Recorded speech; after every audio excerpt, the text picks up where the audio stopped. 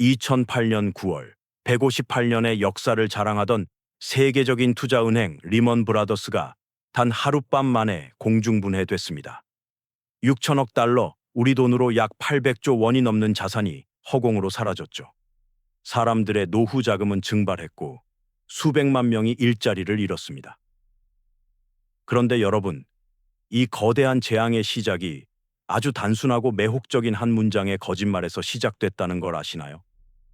집세 낼 돈으로 그냥 집을 사세요. Why rent when you can own? 오늘 우리는 평범한 사람들의 영끌을 이용해 전 세계를 도박판으로 만든 월스트리트의 추악한 연금술, 그리고 2008년 금융위기의 진짜 진실을 파헤쳐 봅니다. 지금 시작합니다. 자, 시간을 2002년으로 돌려보죠. 당시 미국 경제는 닷컴 버블 붕괴와 9.11 테러라는 거대한 충격에서 벗어나려 애쓰고 있었습니다. 시장은 얼어붙었고 사람들은 지갑을 닫았죠. 이때 미국 중앙은행인 연준 페드는 한 가지 극단적인 처방을 내립니다. 금리를 거의 0% 수준으로 바닥까지 낮춰버린 겁니다. 시장에 돈이 넘쳐나기 시작했습니다. 대출은 쉬워졌고 이자는 껌값보다 쌌죠. 이때부터 미국인들의 새로운 국가적 취미는 야구가 아니라 집 쇼핑이 됩니다. 축하합니다. 50만 달러 대출 승인되셨어요. 은행원들이 말합니다. 하지만 대출을 받는 사람은 당황하죠. 저희 연봉이 4만 달러밖에 안 되는데요. 갚을 수 있을까요? 은행원은 웃으며 대답합니다. 걱정 마세요. 이건 닌자 대출이니까요. 닌자 대출. 이게 무슨 뜻일까요? 닌자처럼 조용히 돈을 빌려준다는 걸까요? 아니요. NINJA. No income, no job, no asset. 소득도 없고 직업도 없고 재산도 없는 사람들에게 수억 원을 빌려준 겁니다. 제정신이라면 이게 가능하다고 생각하시나요? 하지만 2000년대 초반 미국에서는 이것이 바로 아메리칸 드림이었습니다.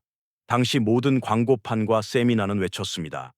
왜 남의 집에 월세를 내나요? 그 돈이면 당신도 저택의 주인이 될 수 있습니다. 은행들은 마치 게임쇼에서 경품을 뿌리듯 돈을 던졌습니다. 여기서 그 유명한 서브프라임 모기지, 서프라임 모트게이지가 등장합니다. 비율형 주택담보대출. 쉽게 말해 신용등급이 낮고 수입이 불안정한 혹은 돈이 무엇인지조차 모르는 사람들에게 해주는 대출입니다. 신용불량자라고요? 벤에서 생활하신다고요? 오, 선생님. 당신이야말로 럭셔리 콘도를 가질 자격이 충분합니다. 사람들이 묻습니다. 만약 못 갚으면 어쩌죠? 은행의 대답은 심플했습니다. 걱정 마세요. 집값은 내일 더 오를 테니까요. 못 갚으면 집을 더 비싸게 팔면 그만입니다. 이것은 주택 황금광 시대였습니다. 광기였죠. 옆집 집값이 6개월 만에 2배가 되는 걸 보며 사람들은 미쳐갔습니다. 맥도날드 아르바이트생, 통장에 단돈 5달러뿐인 바리스타도 수억 원의 대출을 받아 집을 샀습니다. 전통적인 대출 심사 기준, 그런 건 창밖으로 던져버린 지 오래였습니다. 사람들은 라면 사듯이 집을 샀고 은행은 부루마블 게임의 가짜 돈처럼 대출 서류를 찍어냈습니다. 부동산 업자들은 거품 바블이라는 단어를 말하기도 전에 수수료로 돈방석에 앉았습니다. 이 모든 소동 뒤에는 집값은 절대 떨어지지 않는다는 맹목적인 믿음이 있었습니다. 지금까지 한 번도 떨어진 적이 없었으니까요. 하지만 대리석 식탁과 화려한 모델하우스 밑바닥에서는 한 가지 질문이 맴돌고 있었습니다. 도대체 무엇이 잘못될 수 있을까? 스포일러를 하자면 모든 것들이 잘못될 예정이었습니다. 하지만 이건 시작에 불과했습니다. 2005년이 되자 집은 더 이상 사는 라이브 곧이 아니었습니다. 그것은 뒤집기 플립을 통해 하룻밤 만에 시세 차익을 남기는 복권이 되었습니다. 낮에는 아이들을 가르치고 밤에는 콘도를 사들여요. 벌써 대출 한 푼 없이 세 번째 집을 샀죠. 전 그 집에 살지도 않아요. 이것은 투자가 아니라 국가적 강박증이었습니다. 사고 팔고 이익을 남기고 다시 반복하고 더 많은 사람이 참여할수록 가격은 치솟았고 가격이 치솟을수록 더 많은 사람이 달려들었습니다. 마치 불을 끄기 위해 가솔린을 들이붓는 꼴이었죠. 그리고 모두가 손에 성냥을 쥐고 있었습니다. 하지만 이 뜨거운 껍데기 아래에서 부패가 시작되고 있었습니다. 사람들이 개걸스럽게 먹어치우던 그 서브프라임 모기지. 사실 그 대출 상품들은 쓰레기였습니다. 정말 아주 고약한 쓰레기였죠. 신용 확인도 안 된, 갚을 능력도 없는 부실채권 덩어리였습니다. 그런데 월스트리트의 천재들은 여기서 마법을 부리기 시작합니다. 그 쓰레기들을 예쁘게 묶어서 화려한 라벨을 붙인 뒤 전 세계 투자자들에게 가장 안전한 상품이라며 팔아치우기 시작한 겁니다. 이것이 바로 전 세계 경제를 파멸로 몰아넣은 연금술의 시작, MBS 주택저당증권의 탄생입니다. 자, 이제 월스트리트의 화려한 유리 빌딩 안으로 들어가 봅시다. 여기에는 세상에서 가장 똑똑하다는 사람들이 모여 있습니다. 그들은 고민했습니다. 이 쓰레기 같은 닌자 대출들을 어떻게 하면 전 세계에 팔아치울 수 있을까? 그들이 찾아낸 답은 바로 금융연금술이었습니다. 상상해 보세요. 상한 사과 1000개가 있습니다. 이걸 그냥 팔면 아무도 안 사겠죠? 하지만 이걸 다 갈아서 설탕을 듬뿍 넣고 예쁜 병에 담아 프리미엄 유기농 주스라고 라벨을 붙인다면 어떨까요? 사람들은 줄을 서서 살 겁니다. 월스트리트는 수만 개의 부실 대출 서브프라임 모기지를 한데 묶었습니다. 그리고 이걸 MBS 주택저당증권라는 어려운 이름을 붙여 상품화했죠. 여기서 한 발 더 나아가 이 MBS들을 다시 복잡하게 섞어서 CDO 부채담보보증권라는 괴물을 만들어냅니다. 하지만 치명적인 문제가 있었습니다. 아무리 예쁘게 포장해도 본질은 쓰레기잖아요. 이때 월스트리트의 든든한 조력자가 등장합니다. 바로 신용평가사들입니다. 무디스, S&P 같은 곳들이죠. 그들은 이 부실 덩어리 상품들의 AAA 등급을 매겨줬습니다. 삼성전자나 국가채권만큼 안전하다는 뜻이죠. 왜 그랬을까요? 이유는 간단합니다. 은행이 평가 수수료를 주니까요. 옆집 평가사가 AAA를 안 주면 은행은 옆집으로 가버립니다. 이건 마치 맛집 리뷰어가 돈을 받고 식중독 걸린 식당에 별 5개를 주는 것과 같았습니다. 여러분, 이 장면 익숙하지 않나요? 최근 한국을 뒤흔든 전세 사기 반나 지식산업센터 거품 사건 때도 비슷했습니다. 절대 안전하다, 정부 보증이다, 수익률 보장한다는 말들. 한국인들의 뿌리 깊은 믿음인 부동산 불패의 신화가 2008년 미국에서도 똑같이 작동하고 있었던 겁니다. 영혼까지 끌어모아 투자하는 영끌의 광기는 시대를 막론하고 비극의 전조였습니다.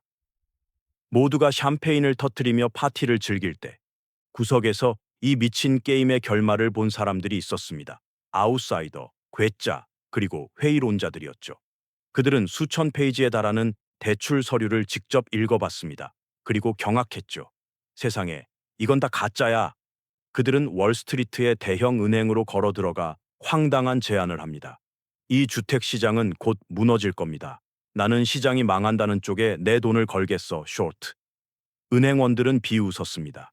주택 시장이 망한다고? 차라리 지구가 멸망한다는 쪽에 거는 게 빠를걸요? 좋습니다. 호구 고객님, 보험 상품 하나 만들어 드릴게요. 이름은 CDS, 신용부도 스왑 합리입니다. 매달 보험료만 꼬박꼬박 내세요. 만약 시장이 망하면 우리가 돈을 다 드릴게. 물론 그럴 일은 없겠지만요. 은행은 앉아서 공짜 돈, 보험료를 번다고 생각했습니다. 하지만 이 괴짜들은 알고 있었습니다. 젠가타워의 맨 밑바닥이 이미 썩어서 무너지고 있다는 것을요. 2007년 드디어 첫 번째 젠가 블록이 빠졌습니다. 부동산 가격이 더 이상 오르지 않게 된 겁니다. 금리가 오르자 닌자 대출을 받았던 사람들은 이자를 감당할 수 없게 됐습니다. 연체가 시작됐고 압류 통지서가 집집마다 날아들었습니다. 집값이 오를 거라면서요. 못 갚으면 집 팔면 된다면서요. 하지만 이제 집을 사려는 사람은 아무도 없었습니다. 거품이 터진 겁니다. 자, 여기서 무서운 일이 벌어집니다. 이 대출 채권들을 AAA 등급이라고 믿고 전 세계에 팔아치웠다고 했죠.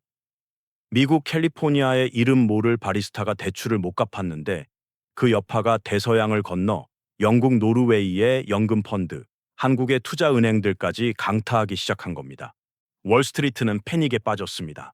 자신들이 들고 있는 AAA 등급 자산들이 사실은 방사능 폐기물이었다는 걸 깨달은 거죠.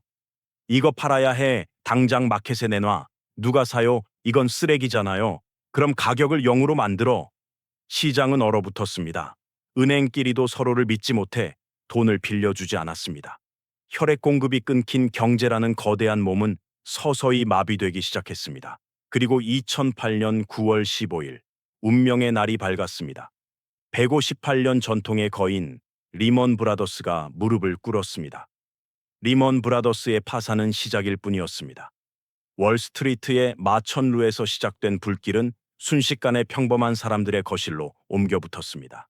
이것을 우리는 대침체 The Great Recession라고 부릅니다. 미국 정부는 불가능한 선택지에 직면했습니다. 이 거대한 불길이 전 세계를 태우게 내버려 둘 것인가? 아니면 불을 지른 방화범들에게 국민의 혈세를 퍼부어 불을 끄게 할 것인가? 결국 그들은 후자를 선택했습니다. TARP, 부실 자산 구제 프로그램.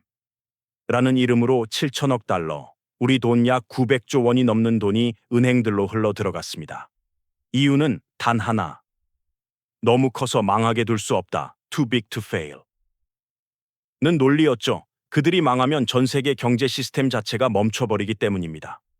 정부는 헬리콥터에서 돈을 뿌리듯 은행, 보험사, 심지어 자동차 회사들까지 돈을 쏟아부었습니다.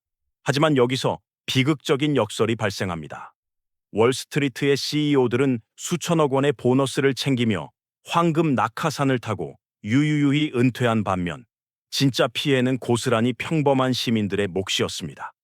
미국 전역에서 400만 가구가 집을 압류당했습니다. 평생을 바쳐 일한 노후연금이 하룻밤새 반토막 났고 실업률은 10%를 돌파했습니다. 사람들은 더 이상 갈 곳이 없었습니다. 거리는 노숙자 텐트로 가득 찼고 중산층 가족들이 무료 급식소 줄에 서게 됐습니다. 2011년 결국 사람들의 분노가 폭발했습니다. 월가를 점령하라. Occupy Wall Street. 주코티 공원에 모인 수만 명의 사람들은 외쳤습니다. 우리는 99%다. 이것은 단순한 경제 위기에 대한 항의가 아니었습니다. 이익은 개인이 챙기고 손실은 사회가 책임지는 Privatized Profits, Socialized Losses, 부조리한 시스템에 대한 심판이었습니다. 자, 이제 2024년 현재를 살고 있는 우리의 이야기를 해봅시다. 2008년의 비극은 그저 먼 나라의 옛날 이야기일까요? 최근 한국 사회를 공포로 몰아넣은 영끌 쪽의 비명마씨과 역전세 대란마를 보세요. 저금리 시대에 무리하게 빚을 내어 부동산에 올인했던 모습은 2000년대 초반 미국의 모습과 소름 끼치도록 닮아 있습니다. 역사는 반복됩니다. 위기는 늘 안전하다는 착각과 나만 뒤처질 수 없다는 공포 포모를 먹고 자랍니다. 2008년이 우리에게 준 가장 잔인한 교훈은 이것입니다. 은행이 실수하면 정부가 구해주지만 당신이 실수하면 당신은 버려진다. 오늘 이 영상을 보신 여러분은 어떤 생각이 드시나요? 지금 우리가 마주하고 있는 이 시장의 호황이 과연 진짜일까요? 아니면 또 다른 거대한 폭풍 전야의 고요함일까요? 여러분의 생각을 댓글로 남겨주세요. 그리고 이 진실을 꼭 알아야 할 소중한 사람들에게 이 영상을 공유해 주시기 바랍니다. 구독과 좋아요는 월스트리트의 연금술에 속지 않는 가장 강력한 방패가 됩니다. 다음 시간에는 더 깊고 날카로운 경제 이야기로 돌아오겠습니다. 시청해 주셔서 감사합니다.